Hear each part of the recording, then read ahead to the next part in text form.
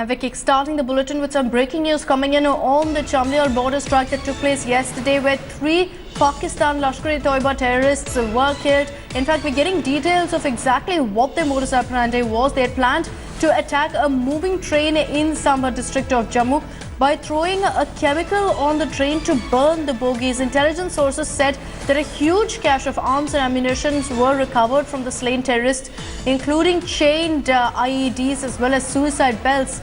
Intelligence reports also said that the same type of chemical was also recovered from the 3 slain terrorists in the Uri attack that took place a few months ago. Terrorists also had communication equipment through which they reportedly communicated with Pak handlers.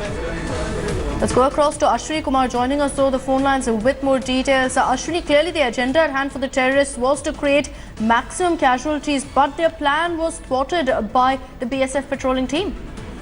Yeah, Nakshita, the Chamlial border post, it was attacked by the Pakistani terrorists, and the 3 terrorists, they were hardcore terrorists, and this is the first time in the history of terrorism that these 3 terrorists with the equipment and chemicals, and the first time we have seen that they have a chain belt of IEDs. Chain belt of IEDs is used for the blasting the railway track, and the chemicals were the same type of chemical which was used in the Uri attack to burn the people. So these things were with them, and they had this energy drinks. The most of the important things were that they had a human bomb planting, and they have a chain of IEDs.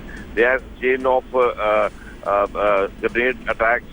So they had a big plan either to attack the running train or the security forces complex. That was the same thing.